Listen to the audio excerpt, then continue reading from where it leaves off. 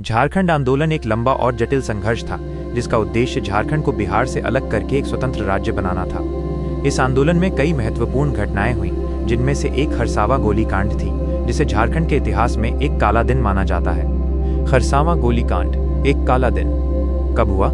ये घटना 1 जनवरी 1948 को हुई थी, यानी भारत की आज़ादी के कुछ महीने बाद। कारण, आज़ादी के बाद भारत में रियासतों का विलय हो रहा था।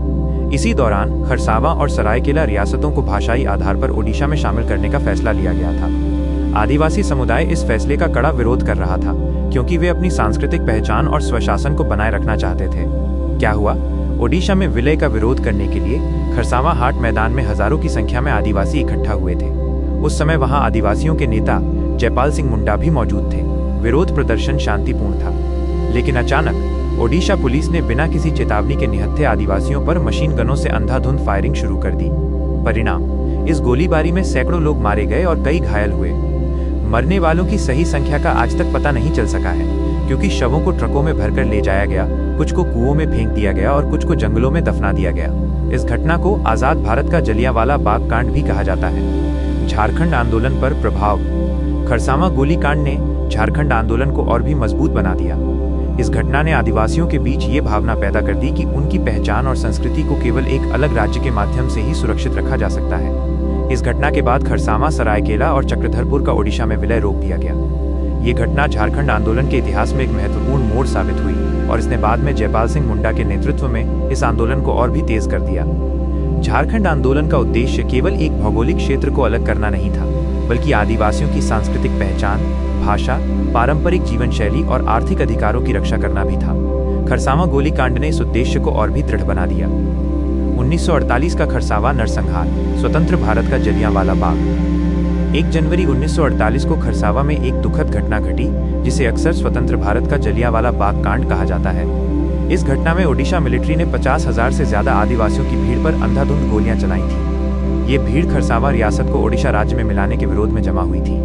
आदिवासी चाहते थे कि इस रियासत को बिहार, जिसमें उस समय झारखंड शामिल था, में ही रखा जाए। इस नरसंहार में 2000 से ज्यादा आदिवासियों के मारे जाने की बात कही जाती है। हालांकि उस समय के सरकारी आंकड़ों में मरने वालों की संख्या सिर्फ 35 बताई गई थी। यह घटना झारखंड राज्य के लिए आदिवासियों के संघर्ष और बलिदान को दर्शाती है, जो आखिरकार 15 नवंबर 2000 को बिहार से अलग होकर एक नया राज्य बना।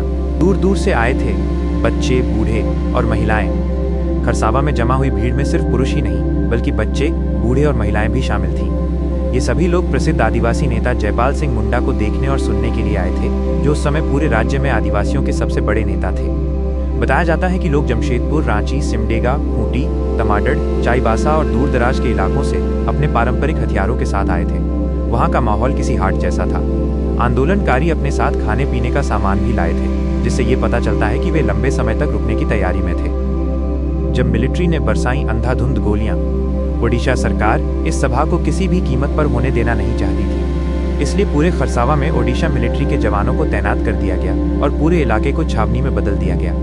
इसी बीच ये खबर फैली कि जयपाल सिंह मुंडा नहीं आ रहे हैं। अपने नेता की गैर मौजूदगी में भीड़ का धैर्य जवाब देने लगा और भीड़ को नियंत्रित करने वाला कोई नहीं था। इसी समय मिलिट्री ने आदिवासियों पर अंधाधुंध फायरिंग शुरू कर दी। कुएं और जंगल में फेंकी लाशें, कुछ जला दी गईं। वरिष्ठ पत्रकार अनुज कुमार सिन्हा अपनी किताब झारखंड आंदोलन का संघर्ष, शोषण, संघर्ष और शहादत में लिखते हैं कि आदिवासियों के पास पारंपरिक हथियार थे, लेकिन वे उनका इस्तेमाल नहीं कर पाए।